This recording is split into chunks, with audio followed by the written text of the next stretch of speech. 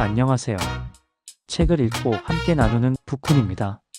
오늘의 영상도 책의 풍미를 느낄 수 있는 영상이 되었으면 좋겠습니다. 오늘 하루가 승리한 날이었기를, 그리고 앞으로도 성공의 날들이 계속되기를 기도하겠습니다. 구독과 좋아요는 저에게 아주 큰 힘이 됩니다. 오늘의 책은 모건 하우절의 불변의 법칙입니다.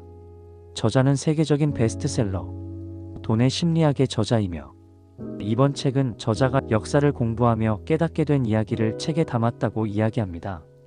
챕터 하나하나마다 흥미로운 인물과 역사와 경험이 켜켜이 쌓이고 엮여 있어 마치 완성된 다큐소설을 읽는 듯한 재미와 감동을 줍니다. 저 또한 많은 스토리를 보며 시간 가는 줄 모르고 재미있게 읽었습니다. 저는 이 책을 읽으면서 앞으로 이 인생을 살아가면서 어떤 것이 나에게 힘이 되어 성공하고 행복한 삶을 살아갈 수 있는 원동력이 될 수 있을까라는 질문을 던졌을 때, 성공하는 사람들은 영속성 지식을 쌓기 위해 책을 읽는데 많은 힘을 기울인다는 것을 보고, 저 또한 앞으로도 계속 책을 읽는 노력을 멈추면 안 되고 지금보다 더 많이 노력해야겠다고 느끼게 해준 책입니다. 여러분들도 이 책을 꼭 읽어보시고 많은 힘을 얻어 성공한 행복한 인생이 되셨으면 좋겠습니다. 책은 한 이야기를 시작으로 시작됩니다. 세계 경제가 침체의 늪에 빠져있던 때였고 오마하도 예외는 아니었다. 많은 상점과 사업체가 문을 닫은 상태였다. 짐이 워런에게 물었다. 암울하군요. 과연 경기가 회복될까요? 그러자 워런은 이런 질문을 던졌다.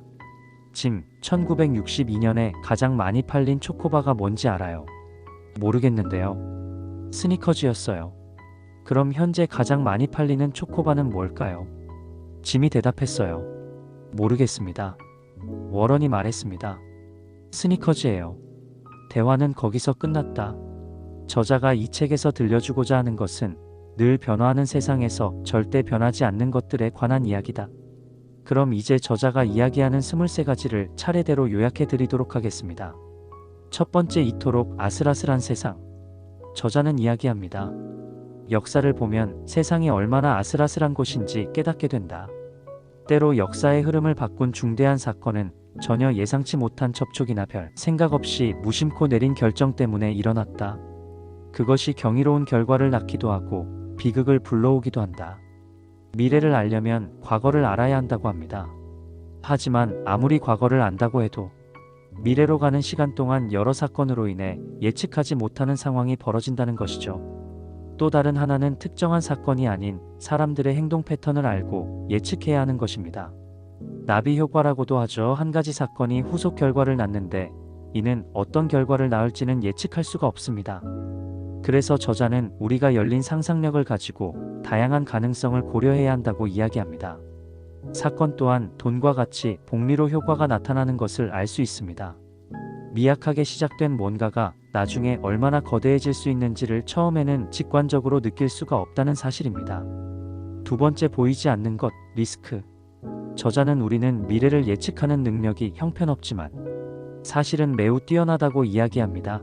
다만 뜻밖의 일을 예측하지 못한 뿐인 것이죠. 그리고 뜻밖의 일이 모든 것을 좌우하곤 합니다. 지금까지의 역사를 보면 커다란 리스크는 눈에 보이기 때문에 해결을 하고 대비를 하였지만 눈에 보이지 않는 작은 리스크 때문에 사건이 일어나고 사고가 일어나게 되었습니다. 상상할 수 없는 일의 대비책을 세우기는 불가능합니다. 상상 가능한 모든 경우의 수를 검토했다고 믿을수록 그 경우의 수에서 벗어난 일이 발생했을 때 충격만 더 커지게 되죠. 하지만 아래 두 가지를 기억한다면 그나마 도움이 될 것이라고 저자는 이야기합니다. 첫째, 캘리포니아 사람들이 지진을 바라보는 것처럼 리스크를 바라보라.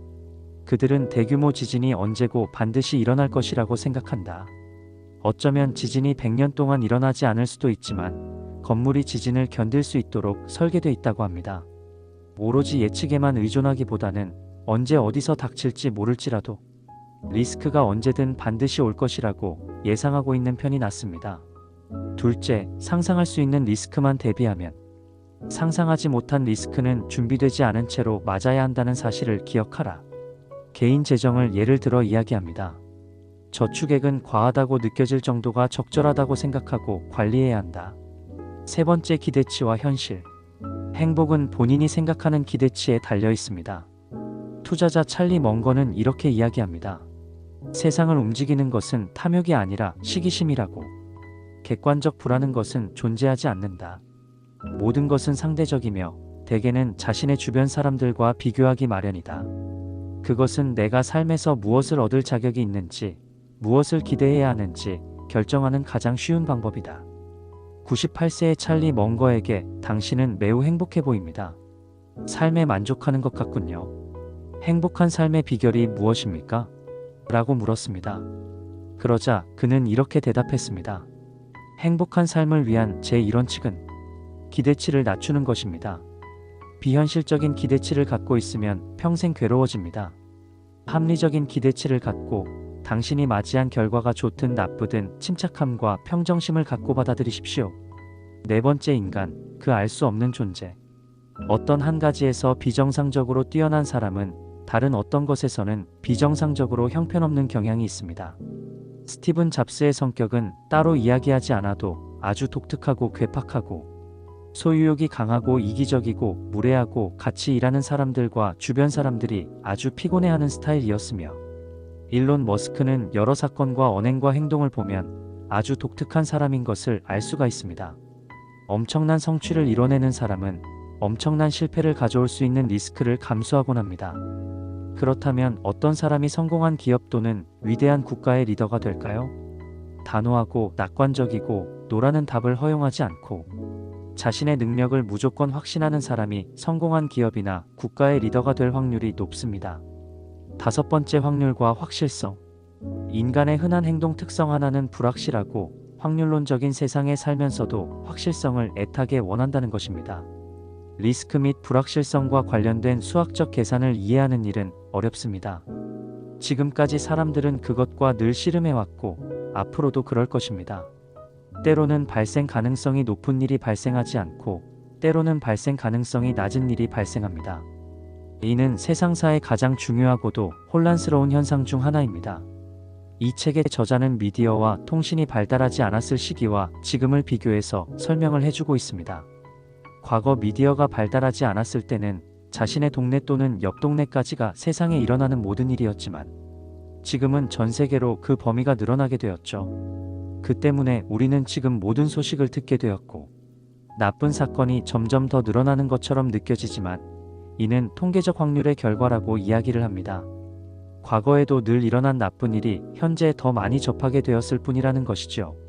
사람들은 정확한 정보보다는 확실성을 원합니다.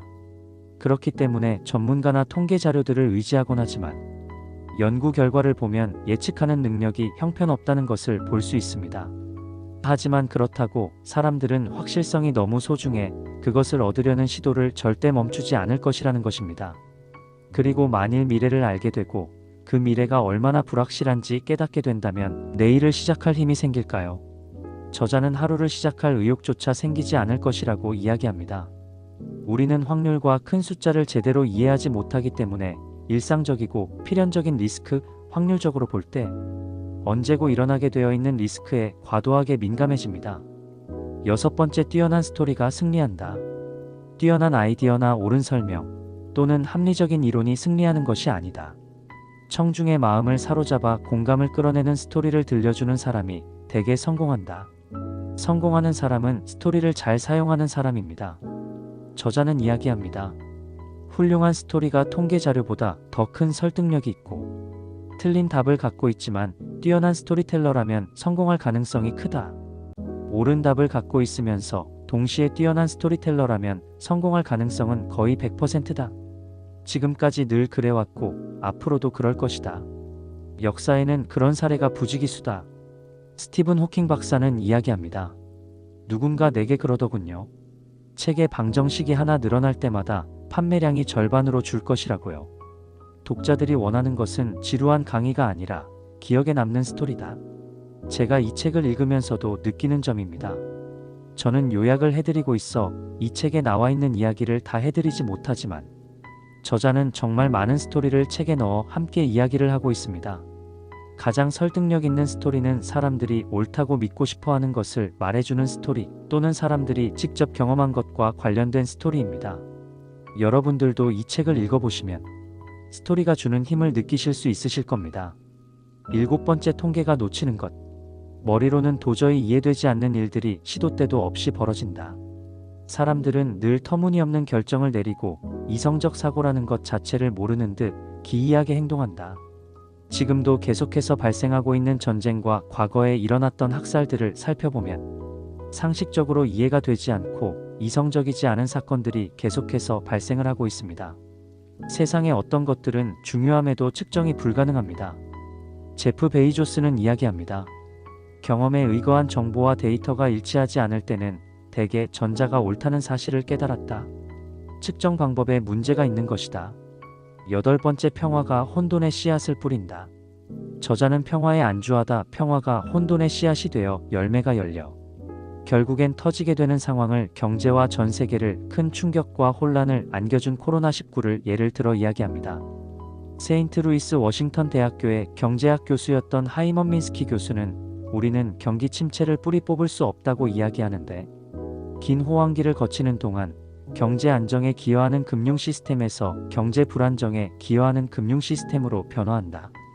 안정과 번영이 계속되리라는 믿음은 결국 우리를 불안정과 혼돈으로 데려갑니다. 코로나19 또한 우리가 지금까지 많은 질병을 이겨왔고 정복해왔지만 지난 50년간 팬데믹이 부재했다는 사실이 우리를 더욱 취약하게 만들었는지 생각해보게 됩니다. 9번째, 더 많이, 더 빨리. 무엇이든지 빨리 성장하고 빨리 늘리고 빨리 성공한다면 좋은 것이라 생각하지만 무작정 빨리 성장하기보다는 단계마다 넘어가도 괜찮을지 거쳐야 할 자신만의 시험을 통과하고 깊은 고민을 통해 성장해야 한다고 생각합니다. 기업의 문화도 똑같다고 설명을 합니다. 집단 크기가 4명에서 100명, 1000명, 10,000명으로 커져나갈 때 그때마다 리스크와 책임을 다루는 방식과 운영 방식이 달라지게 됩니다. 아무리 우수하고 성공하는 기업이라도 알맞은 규모로 성장해 나가야 합니다. 자연환경에서도, 그리고 기업도 사람도 무리하게 속도를 내면 문제나 재앙이 초래되곤 합니다. 10번째, 마법이 일어나는 순간. 역사를 보면 일관되게 나타나는 현상이 있습니다. 중요한 변화와 혁신은 근심 걱정 없는 평화로운 세상에서는 일어나지 않는다는 사실입니다. 많은 정책과 발명품들이 비극적인 사건이나 사고, 전쟁을 통해 발명되고 바뀌게 되었습니다. 안전, 소방, 건축에 관한 법규나 원자력, GPS, 레이더, 인터넷 등 지금 우리가 누리고 있는 많은 것들은 다 비극적인 사건들 안에서 발견되고 발전되어 왔습니다. 저자는 이야기합니다. 아무런 걱정도 고통도 스트레스도 없는 삶이 행복할 것 같다. 하지만 그런 삶에는 동기부여도 발전도 없다. 역경을 두 팔 벌려 환영할 사람은 없다. 하지만 우리는 그것이 창의적 문제 해결과 혁신의 가장 강력한 연료라는 사실을 인정해야 한다. 과거의 고통은 현재 우리가 누리는 좋은 것들을 낳은 토대이며 현재의 고통은 미래에 누릴 것들을 위한 기회의 씨앗이다. 11번째, 비극은 순식간이고 기적은 오래 걸린다. 워런 버핏은 말했습니다. 평판을 쌓는 데는 20년이 걸리지만 그것이 무너지는 데는 5분이면 충분하다고 말했습니다. 세상의 많은 일이 그렇습니다. 저자는 이야기합니다. 직업, 사회 발전, 브랜드, 기업, 인간관계 등 모든 영역에서 그렇다. 발전에는 언제나 시간이 걸립니다. 종종 너무 오래 걸려서 발전이 일어났는지 알아챌 수도 없습니다. 하지만 나쁜 일은 어떠한가요? 나쁜 일은 망설임도 없고 미묘하지도 않습니다. 나쁜 일은 순식간에 일어납니다. 너무나 빨리 우리를 덮쳐서 우리의 관심을 몽땅 차지합니다. 우리 사회에서도 많은 사람들이 한순간에 쌓아온 모든 것을 잃는 것을 볼 수가 있습니다. 12. 사소한 것과 거대한 결과. 2010년 예일 대학교에서 발표한 연구 결과에 따르면 비만이 증가하는 주요 원인 중 하나는 꼭 식사할 때 밥을 많이 먹기 때문이 아니고 살이 찌는 것은 적은 양의 간식을 너무 자주 먹기 때문이라고 이야기합니다. 저도 작년 6월부터 간식을 다 끊었더니 불필요한 살들이 다 빠지는 것을 보게 되었습니다. 비스킷 하나, 빵 하나가 그렇게 큰 비중을 차지하고 있다는 것을 직접 체험하니 지금까지도 쭉 유지하고 있는 습관 중 하나입니다. 저자는 대부분의 재앙은 일련의 작은 리스크가 쌓이고 증폭되어 거대한 뭔가로 변할 때 일어난다고 합니다. 반대도 마찬가지입니다. 대부분의 놀라운 성공이나 성취도 작고 하찮은 뭔가가 쌓여 특별한 것으로 변할 때 일어나게 됩니다. 13번째 희망 그리고 절망. 이 부분에서 가장 인상 깊었던 문단은 이 문단입니다. 최고의 재정 전략은 비관론자처럼 저축하고 낙관론자처럼 투자하는 것이다. 앞으로 잘 될 것이라는 믿음, 그리고 현재에서 그 미래로 가는 길에서 실패와 절망, 충격을 끊임없이 만날 수밖에 없는 현실, 이 둘의 조합은 역사 곳곳에서 그리고 삶의 모든 영역에서 목격된다. 애니어그램이나 MBTI처럼 요즘은 성격을 연구하여 유형화하는데요.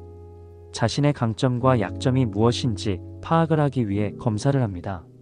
성격 또한 모든 부분이 균형을 이루어야 개인의 전인적 발달과 사회적 적응에 필수적인 과정이라 이야기하는데, 삶을 대하는 태도 또한 비관론과 낙관론이 균형을 이루어야 단기간의 성공과 실패에 무너지지 않고 장기적으로 성공하는 길에 가까워질 수 있습니다. 14번째 완벽함의 함정. 저자는 사람들은 많은 일에서 생각할 시간이 중요하다는 것을 깨닫지 못한다고 말합니다. 모든 직업에 창의성이나 비판적 사고가 필요한 것은 아닙니다. 하지만 그것이 필요한 직업이라면 한가롭게 산책하면서 호기심을 갖고 새로운 아이디어를 탐험할 때 더 좋은 성과를 낼 수 있습니다. 또한 기업들이 오류의 여지를 허용하지 않는 것에 집중하고 레버리지 투자에 집중하고 주식을 집중 투자함으로써 효율적이고 쉽고 높은 수익을 낼 수 있지만, 조그마한 외부 환경에도 흔들릴 수 있고 변수가 생기면 한 번에 무너지기 쉬운 구조를 가지고 있습니다. 종종 비효율적이고 오류의 여지를 허용하고 분산 투자를 하는 것이 장기적 미래에 투자하는 현명한 방법이 될 수 있습니다. 더 완벽해지려 할수록 여러 면에서 더 취약해짐을 잊지 말아야 합니다. 15번째 모든 여정은 원래 힘들다. 페르 아르두아 에드 아스트라. 고난을 거쳐야 별이 된다. 라틴어 명언입니다. 우리는 빠르고 쉬운 길에 혹하기 쉽습니다. 고생하지 않고 성공할 수 있을 것 같습니다. 하지만 실제로 그런 길은 존재하지 않습니다. 어떤 공부를 하고 어떤 직업을 가지든 모든 일에는 일정 수준으로 올라가기 위한 고난이 따르고 시간과 노력이 따라옵니다. 프로와 아마추어의 차이는 이 고난을 넘어가느냐 넘어가지 못하느냐에 달린 것 같습니다. 기억하세요. 대부분의 일에는 비용이 따르며 이를 인정하고 기꺼이 치르는 것이 현명합니다. 그 비용이란 적당한 양의 불편함을 견디는 것입니다. 16번째 계속 달려라. 저자는 경쟁의 우위는 오래 지속되지 않는다는 사실을 알아야 한다고 합니다. 경쟁 우위를 얻는 것보다 더 어려운 것은 그것을 잃지 않는 일입니다. 포춘 500대 기업으로 이름을 알렸던 많은 기업들이 파산 보호 신청을 하고 과거의 영광을 잃어버리는 것을 우리는 보았습니다. 자신은 성공하면 저런 바보 같은 선택은 하지 않을 거야 라고 생각하지만, 성공의 달콤한 열매를 맛보며 자신감이 커지는 것은 자연스러운 현상입니다. 하지만 이러한 자신감이 지나쳐 자만심으로 변질될 때 예상치 못한 문제들이 발생할 수 있습니다. 특히 급격한 성장 과정에서 조직의 규모가 커지면 이를 효과적으로 관리할 역량이 아직 충분히 갖춰지지 않은 경우가 많습니다. 이로 인해 과거의 성과를 재현하지 못하는 상황에 직면하게 됩니다. 또한 목표 달성에 안주하여 지속적인 혁신과 노력을 게을리하는 경우도 있습니다. 특히 현재와 같이 기술이 급변하는 시장 환경에서는 이러한 안일한 태도가 치명적일 수 있습니다. 끊임없이 변화하는 시장의 흐름을 놓치면 순식간에 경쟁력을 잃고 도태될 수 있기 때문입니다. 따라서 성공 이후에도 겸손한 자세로 끊임없는 학습과 혁신을 추구하며 변화하는 환경에 민첩하게 대응하는 능력을 키우는 것이 중요합니다. 이를 통해 지속 가능한 성장과 발전을 이룰 수 있을 것입니다. 17번째 미래의 경이로움에 대하여. 에디슨은 원대한 계획을 세우고 실행하는 타입이 아니었습니다.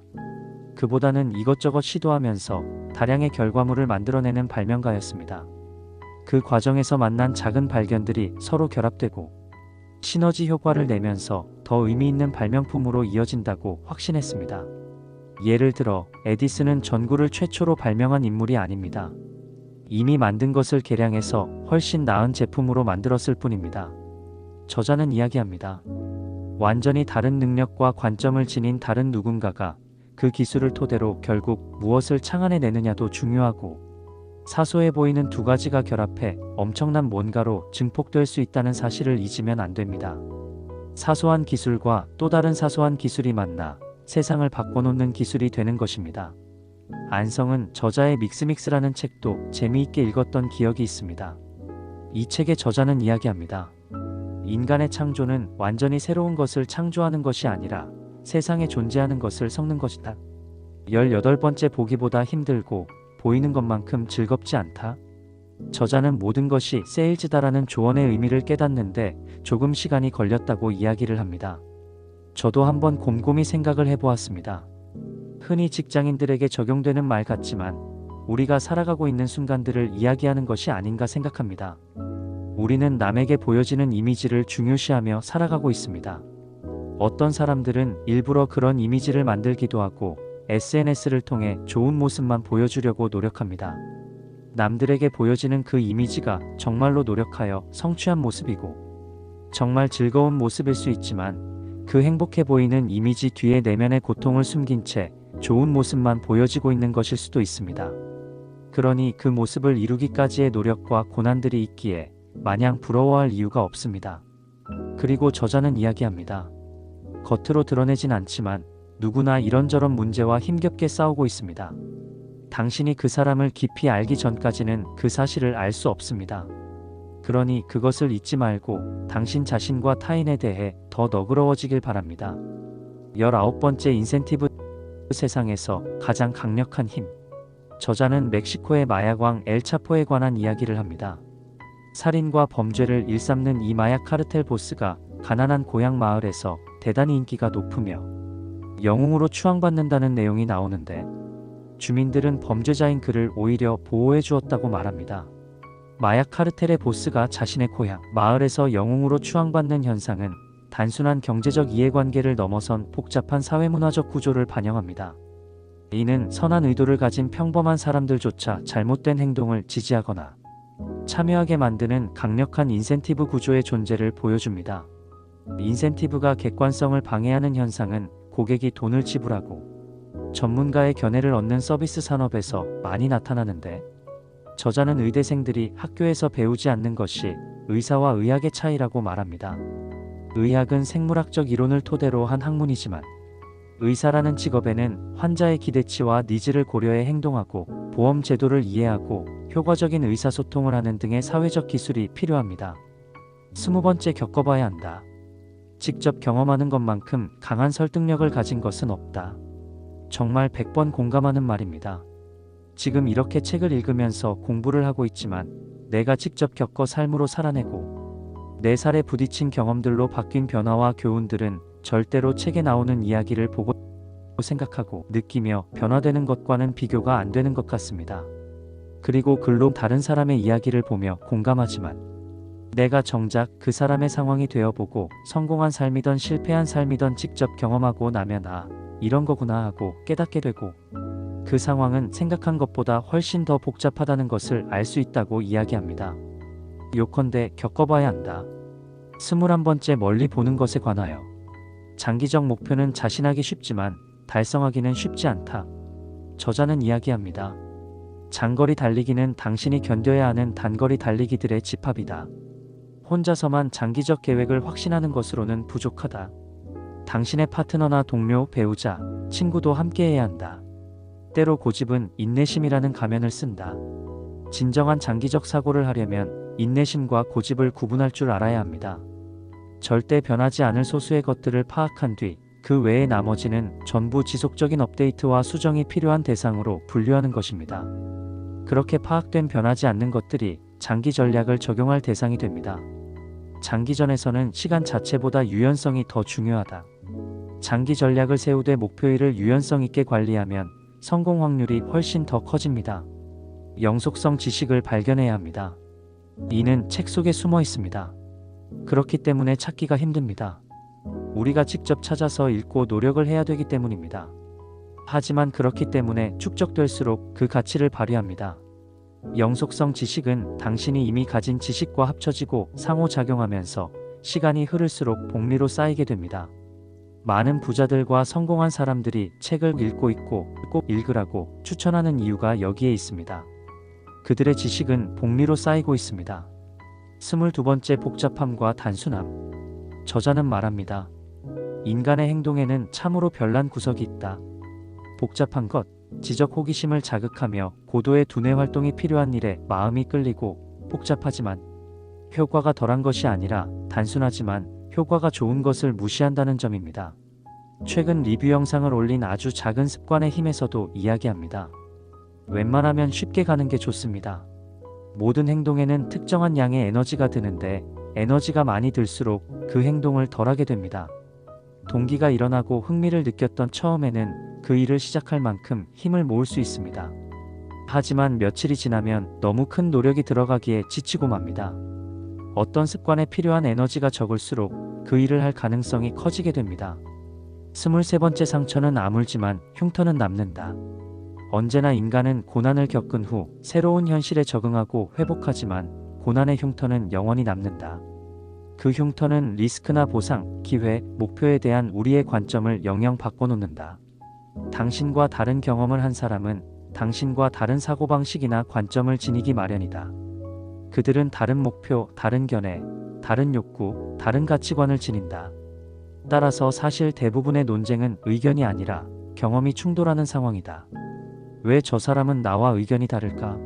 라는 질문보다 저 사람은 내가 경험하지 못한 무엇을 경험했기에 그런 견해를 갖고 있을까? 만일 저 사람과 같은 경험을 한다면 나도 저렇게 생각하게 될까? 대부분의 경우 이 질문은 의견 차이가 발생하는 진짜 이유를 일깨워준다. 여기까지 모건 하우절의 불변의 법칙 책 리뷰 영상을 마치겠습니다. 끝까지 시청해주셔서 감사합니다. 시간을 내셔서 이 책을 꼭 끝까지 읽어보시길 추천드립니다. 구독과 좋아요, 알림 설정은 저에게 아주 큰 힘이 됩니다. 감사합니다.